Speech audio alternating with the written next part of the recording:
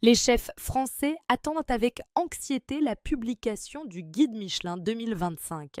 Les chefs partout en France attendent un des moments les plus excitants et redoutés de l'année. La publication de la dernière édition du Guide Michelin avec ses étoiles très convoitées.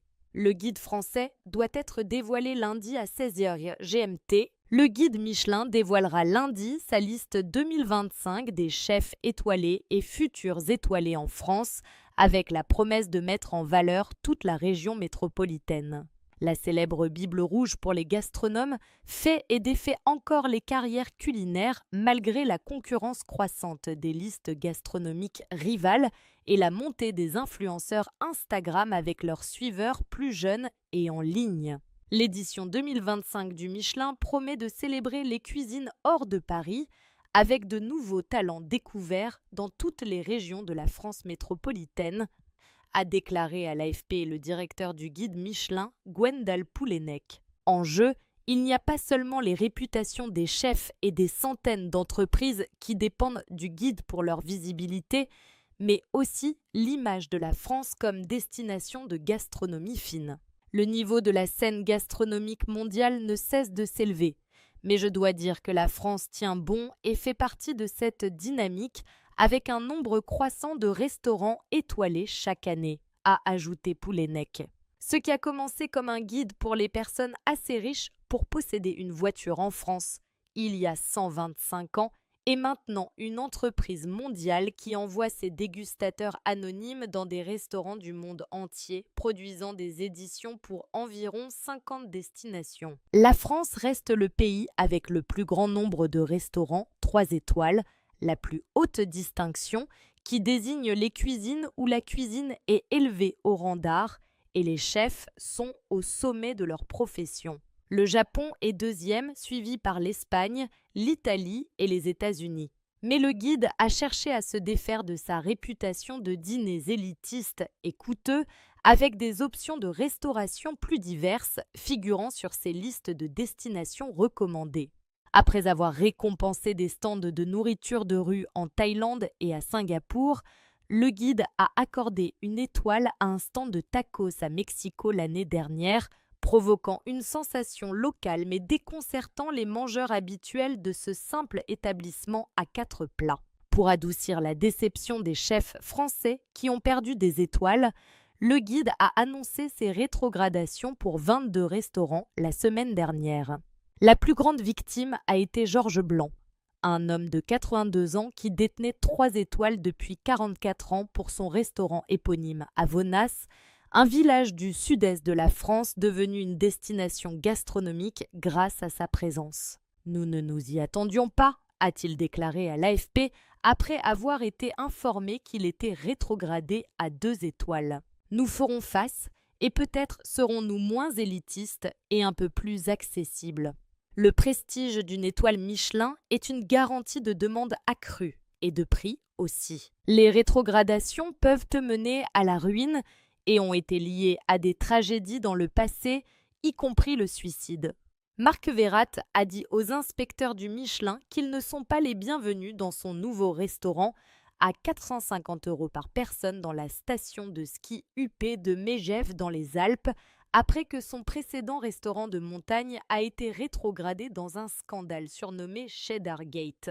Verrat a poursuivi le guide après que les inspecteurs lui ont retiré une étoile en 2019. Le chef showman a affirmé que la rétrogradation est survenue après que les inspecteurs ont cru à tort qu'il avait adultéré un soufflé au fromage avec du cheddar anglais au lieu d'utiliser les variétés françaises Reblochon, Beaufort et Tom.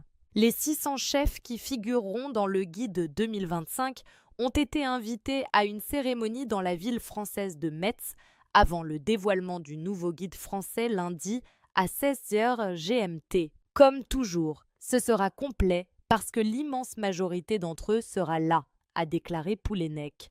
Un fort tremblement de terre de magnitude 7,7 a touché le centre de la Birmanie vendredi. Les secousses ont été perçues jusqu'en Thaïlande et un bâtiment de 30 étages s'est écroulé à Bangkok, laissant des dizaines de personnes prisonnières sous les débris. Ce séisme a causé plus de 150 morts dans ces deux pays et des centaines de blessés, un nombre qui risque d'augmenter. Un séisme a provoqué, vendredi 28 mars, au moins 144 morts et 732 blessés en Birmanie et causé d'immenses dégâts, a déclaré le chef de la junte Min Aung Hlaing, avertissant que ce bilan devrait augmenter. 8 personnes sont décédées en Thaïlande. Le chef de la junte birmane a fait un appel inhabituel à l'aide internationale, invitant tout pays, toute organisation à venir aider. Il a demandé des efforts importants de secours, indiquant qu'il avait ouvert toutes les routes pour l'aide étrangère.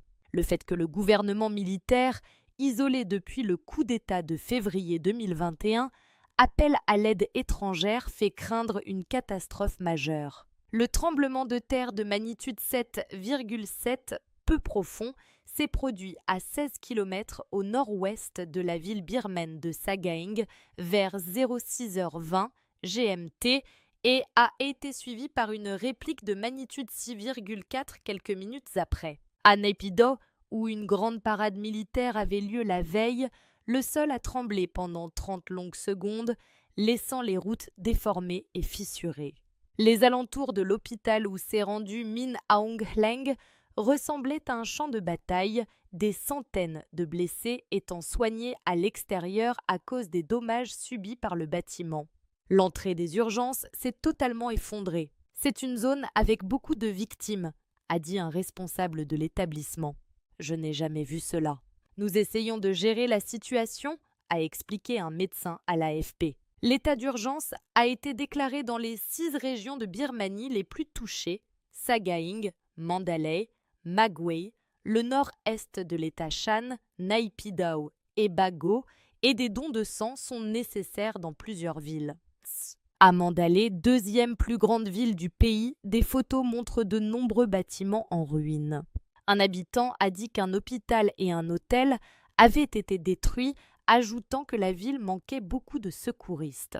Un immeuble de 30 étages s'écroule à Bangkok. À Bangkok, à 1000 km de l'épicentre, la secousse a créé des scènes de panique. Des bureaux et des magasins ont été évacués et un immeuble de 30 étages en construction s'est écroulé, devenant en quelques secondes un tas de débris. 8 corps ont été retrouvés dans les décombres et entre 90 et 110 personnes restent disparues, avec un bilan qui risque d'augmenter, a indiqué le ministre de l'Intérieur. Nous voyons plusieurs cadavres sous les décombres. Nous prendrons le temps de sortir les corps afin d'éviter d'autres effondrements, a-t-il déclaré.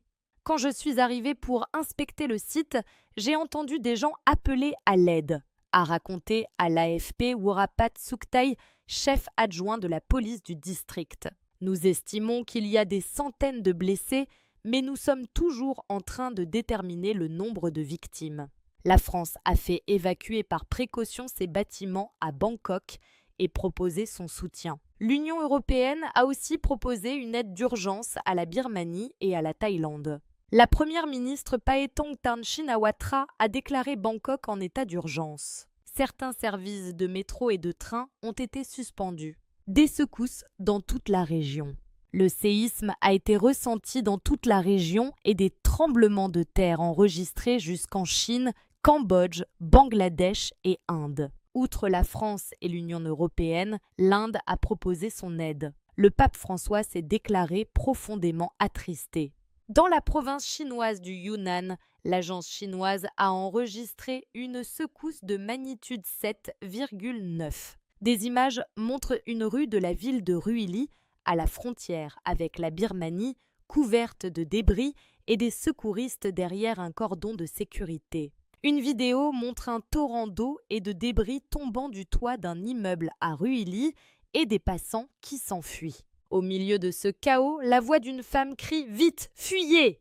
L'Organisation mondiale de la santé, OMS, a annoncé avoir déclenché son système de gestion des urgences après le séisme. Les séismes sont assez fréquents en Birmanie, où 6 tremblements de terre de magnitude 7 ou plus se sont produits entre 1930 et 1956 près de la faille de Sagaing, qui traverse le centre du pays du nord au sud.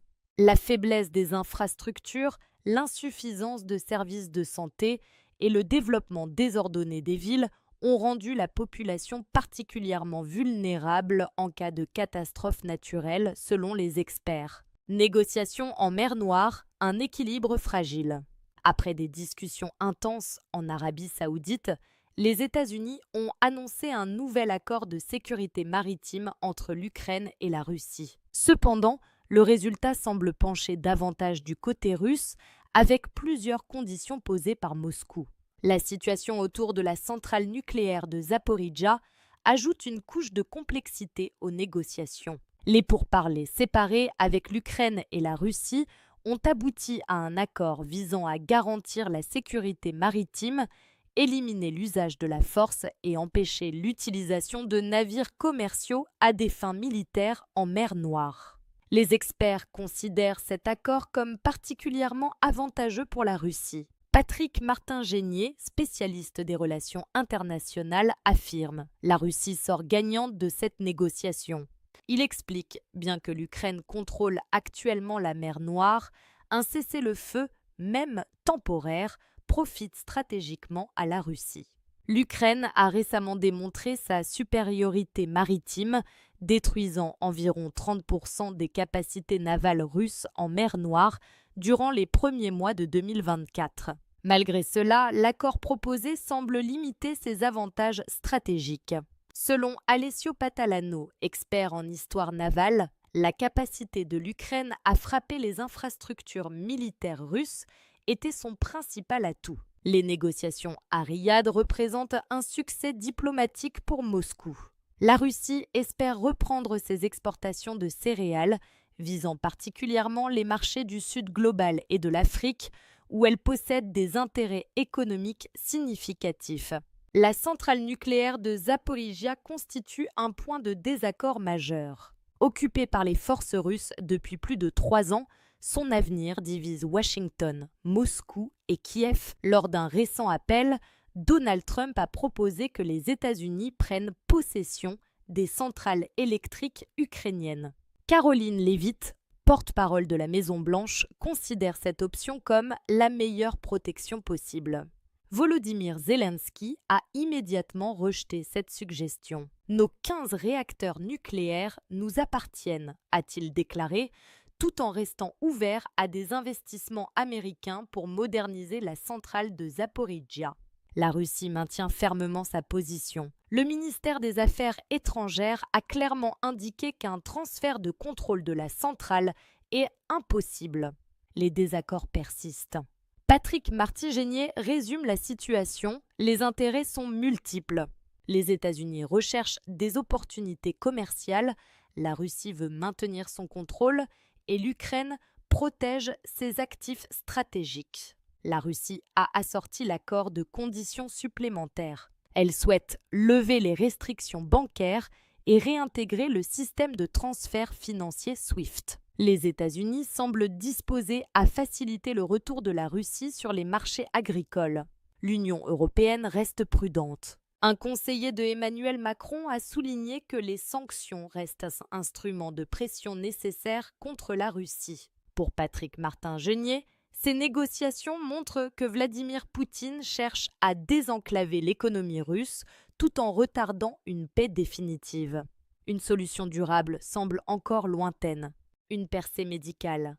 Un homme paralysé remarche après une seule injection d'un nouveau traitement. Une simple injection de cellules souches pourrait représenter un remède pour les personnes paralysées à la suite d'une lésion de la moelle épinière. Le scientifique spécialiste des cellules souches Hideyuki Okano de l'université Keio au Japon vient d'annoncer qu'un homme totalement paralysé peut désormais se tenir debout et réapprend à marcher après avoir reçu des cellules souches reprogrammées.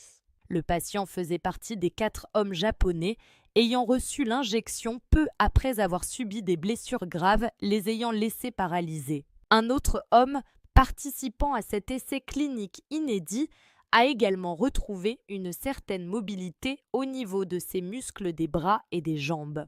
Bien que les scientifiques soulignent que des essais cliniques à plus grande échelle seront nécessaires, Les premiers résultats indiquent qu'il y aurait une chance sur 2 que les cellules souches puissent être restaurer la capacité de mouvement chez un patient paralysé.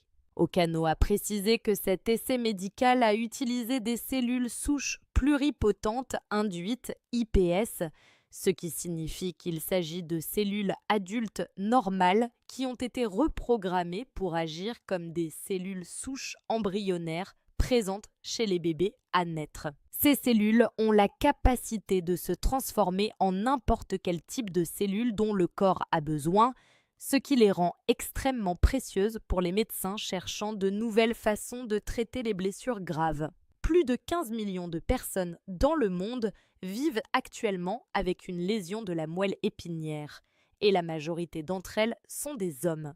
C'est une récupération spectaculaire, a déclaré Okano à propos du patient qui peut à nouveau se tenir debout. Cette personne s'entraîne maintenant à marcher. Le nouveau rapport publié dans la revue Nature a révélé que les 4 patients ont reçu une injection de 2 millions de cellules IPS directement dans leurs blessures.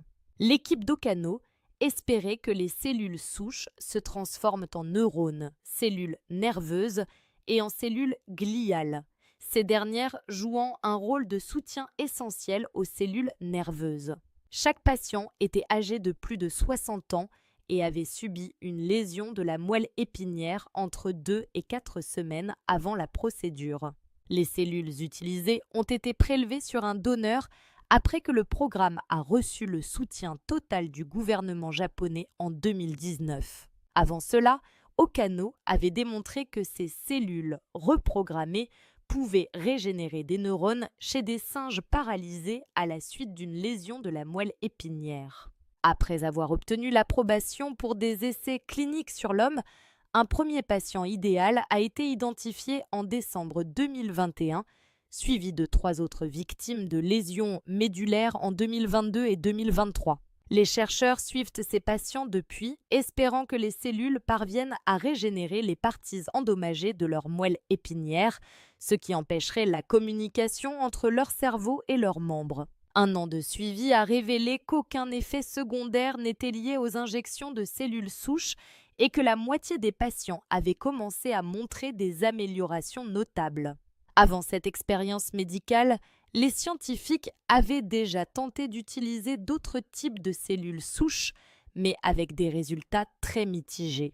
James St. John, neuroscientifique à l'université Griffith en Australie, a admis « Jusqu'à présent, rien n'a vraiment fonctionné ». Cela incluait l'utilisation de cellules prélevées dans la moelle osseuse humaine, de cellules musculaires provenant de donneurs et de cellules souches embryonnaires extraites de fœtus. Dans cette nouvelle procédure, les scientifiques prélèvent des cellules dans des zones facilement accessibles comme la peau ou le sang d'un donneur adulte. Ensuite, les chercheurs insèrent dans ces cellules un ensemble de 4 gènes spécifiques, ce qui leur permet de remonter le temps et de les transformer en cellules souches. Les scientifiques injectent ces gènes dans les cellules à l'aide de vecteurs comme des virus inoffensifs ou de l'ARN messager, ARN, le même outil utilisé pour les vaccins. Le prix Nobel Shinya Yamanaka a été le premier à découvrir ces mécanismes de reprogrammation cellulaire en 2006. Il faut plusieurs semaines pour que ces cellules adultes perdent toutes leurs caractéristiques spécialisées et reviennent à un état de cellules souches. Une fois transformées en cellules souches, les médecins peuvent les injecter dans les zones du corps endommagées ou en dégénérescence. Si la procédure fonctionne, ces cellules commencent à agir comme les cellules perdues ou abîmées, régénérant ainsi des parties du corps comme un ligament du genou, la rétine d'un œil ou la moelle épinière. C'est un résultat très encourageant. C'est extrêmement prometteur pour la recherche, a ajouté St. John. Cependant, il met en garde. Il reste encore un long chemin avant que cette avancée ne devienne un remède définitif aux lésions de la moelle épinière. St. John, qui a lui-même mené des essais cliniques sur les cellules souches appliquées aux lésions médulaires, souligne que chaque blessure est unique. Les chercheurs devront donc mener d'autres essais pour déterminer si les cellules iPS fonctionnent pour tous les types de lésions ou seulement pour certains cas de paralysie. Aux États-Unis, un journaliste reçoit par erreur des plans de frappe au Yémen. Jeffrey Goldberg, rédacteur en chef du magazine The Atlantic, a reçu par accident un plan détaillé de frappe aérienne contre les Houthis du Yémen via l'application de messagerie Signal. La Maison-Blanche cherche à comprendre comment son numéro a été ajouté par erreur à un groupe privé qui comprenait aussi le vice-président J.D. Vance et les ministres Pete Hegseth et Marco Rubio. Donald Trump, interrogé sur cette fuite, a déclaré « Je ne sais rien de tout cela ». Plus tard, et sa porte-parole, Caroline Leavitt, a affirmé que le président avait entièrement confiance en son équipe de sécurité nationale, y compris son conseiller Mike Waltz. L'article publié par The Atlantic s'intitule « Le gouvernement Trump m'a envoyé par erreur ses plans de guerre ». Jeffrey Goldberg y raconte avoir reçu le 15 mars un plan d'attaque détaillé des frappes américaines contre les Houthis. La Maison-Blanche a confirmé l'authenticité des messages et enquête sur cette erreur. Le ministre de la Défense Peter Hegseth m'a envoyé le plan d'attaque 2 heures avant les frappes, incluant des informations précises sur les armes, les cibles et les horaires, écrit Goldberg. Il explique que tout a commencé le 11 mars avec un message de Mike Waltz sur Signal, une application appréciée pour sa confidentialité. 2 jours plus tard, un message parlait de la coordination des frappes contre les Houthis. Au total, le groupe comptait 18 membres, parmi lesquels Marco Rubio, le chef de la CIA John Ratcliffe et le vice-président J.D. Vance. Ce dernier a exprimé des doutes sur l'opération, pensant qu'elle profiterait plus aux Européens qu'aux Américains. « Je n'aime pas devoir encore sauver les Européens », a-t-il écrit. Pete Hegseth a répondu « Je suis d'accord, les Européens profitent de nous. C'est pathétique ». Malgré cela, il a justifié l'attaque pour sécuriser les routes maritimes. Le 15 mars, avant les frappes, Pete Hegseth a partagé des détails sur l'opération. Après l'attaque, les membres du groupe se sont félicités avec des émoticônes, selon Goldberg. Le journaliste avoue avoir eu de forts doutes sur la crédibilité du groupe avant que les frappes ne soient confirmées. Il déclare « Je n'arrivais pas à croire que la Maison-Blanche inclurait le rédacteur en chef de The Atlantic dans un échange aussi secret. » Après les frappes, il a quitté le groupe. Brian Hughes, de la Maison-Blanche, a défendu ces discussions comme une preuve de coordination réfléchie. Donald Trump, lui, a attaqué The Atlantic, le qualifiant de magazine au bord de la faillite. L'opposition démocrate a vivement réagi. « C'est une énorme erreur de sécurité », a critiqué Pete Buttigieg. La sénatrice Elizabeth Warren a dénoncé un acte illégal et dangereux. Et Chuck Schumer a parlé de l'une des fuites militaires les plus stupéfiantes depuis longtemps et a demandé une enquête. D'autres sénateurs ont accusé le gouvernement d'être incapable de protéger les Américains. Hillary Clinton, souvent attaquée par Trump pour son utilisation d'un serveur privé lorsqu'elle était secrétaire d'État, a réagi en partageant l'article sur X avec le commentaire « Dites-moi que c'est une blague ». Le 15 mars, les États-Unis ont bien mené des frappes contre les Houthis au Yémen. Donald Trump a promis de faire payer ces rebelles et a demandé à l'Iran d'arrêter de les soutenir. Les Houthis affirment que ces frappes ont causé une 50aine de morts et une 100aine de blessés. Le Groenland critique la visite des responsables américains et douche avance comme une interférence étrangère.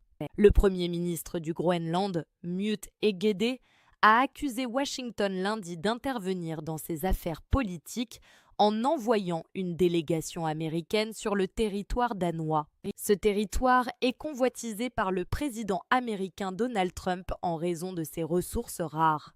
Le premier ministre Mute Egede a déclaré que le conseiller à la sécurité nationale des États-Unis, Mike Waltz, visiterait le Groenland cette semaine, accompagné d'Usha Vance, l'épouse du vice-président américain J.D. Vance.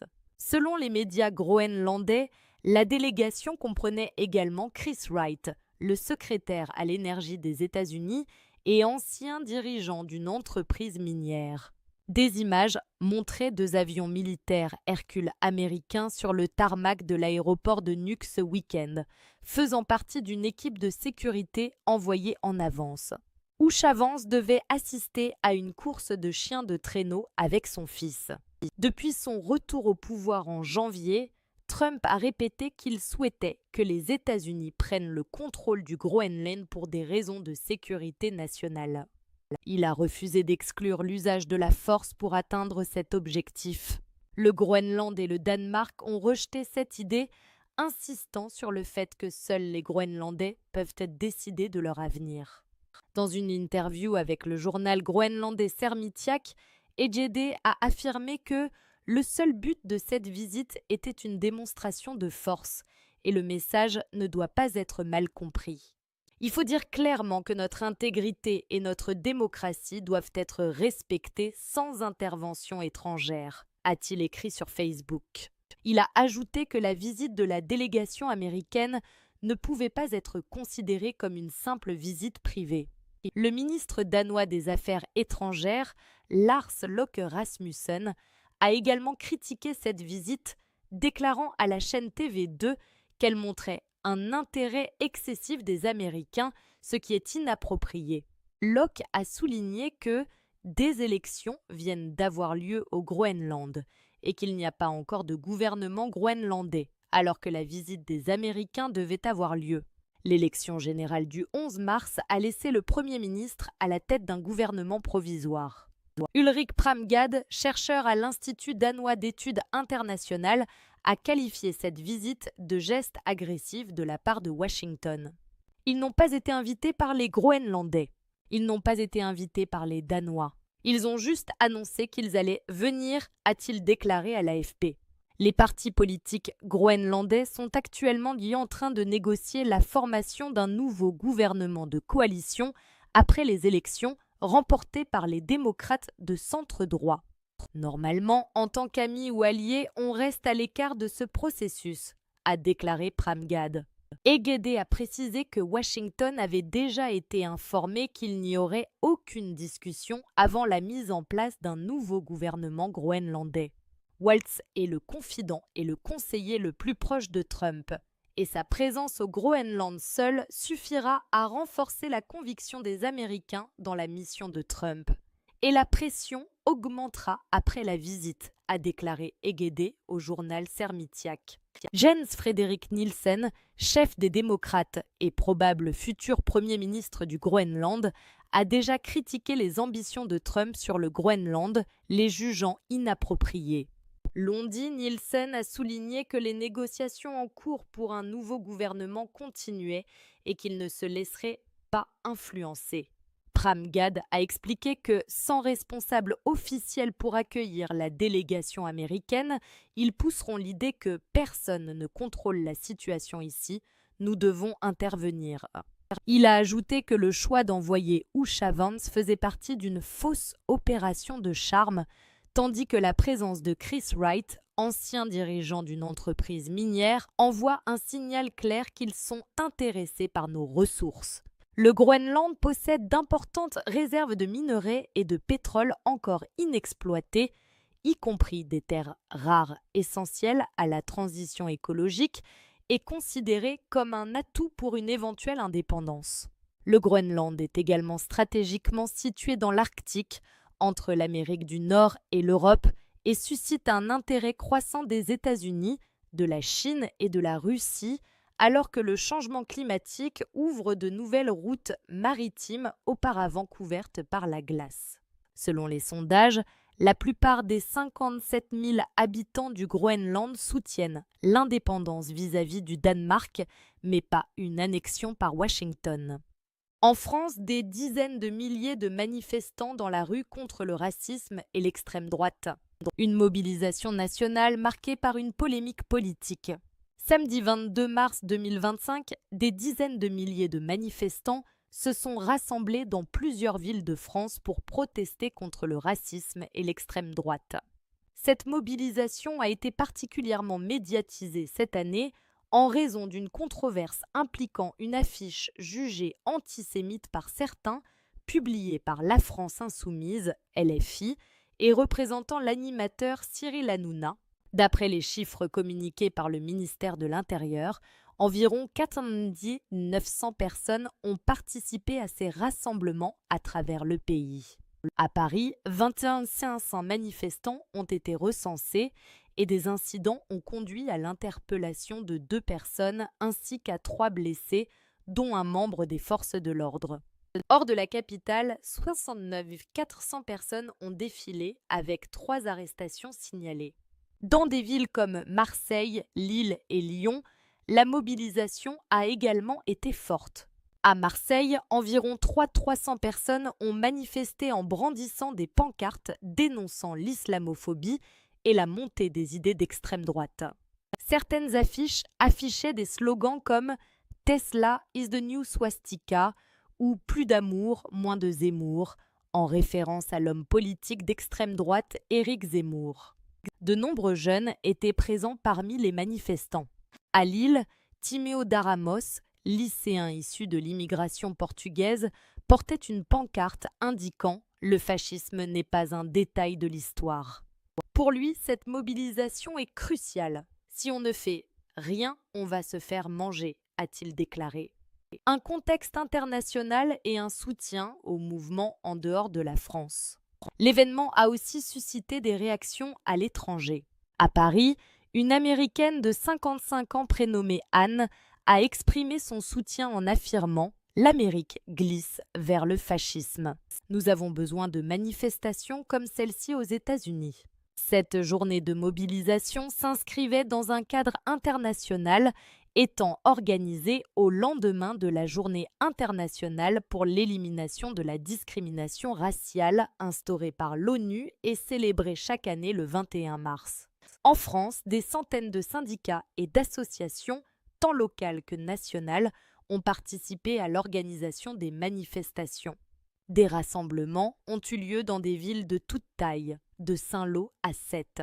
Une inquiétude croissante face à la montée des discriminations. Le président de SOS Racisme, Dominique Sopo, a dénoncé une montée des discours et des actes racistes dans le pays. On voit bien comment il y a aujourd'hui une offensive réactionnaire contre les étrangers, contre les musulmans et une recrudescence des actes racistes et antisémites, a-t-il déclaré. La secrétaire générale de la CGT, Sophie Binet, a quant à elle exprimé son inquiétude sur la situation des travailleurs étrangers en France, estimant que 3,5 millions d'entre eux se trouvent en grande difficulté pour renouveler leur titre de séjour ou sont sans papier, une mobilisation éclipsée par la controverse autour de LFI. Bien que ces manifestations aient été prévues de longue date, une grande partie de l'attention médiatique s'est portée sur La France Insoumise, LFI, qui a cherché à élargir le message du mouvement en le tournant également contre le gouvernement Bayrou et les idées d'extrême droite. La députée Aurélie Trouvé a ainsi affirmé « Les idées d'extrême droite contaminent jusqu'au gouvernement », justifiant ainsi la présence du parti dans la mobilisation. Toutefois, LFI a été au centre d'une polémique en raison d'une affiche critiquée pour ses similitudes avec des représentations antisémites du passé. Le visuel incriminé, représentant Cyril Hanouna avec une expression agressive, a été jugé comme une atteinte à son droit à l'image par la justice. LFI a annoncé faire appel de cette décision, mais a retiré l'affiche, certains membres du parti reconnaissant une erreur. Une fracture au sein des organisations manifestantes.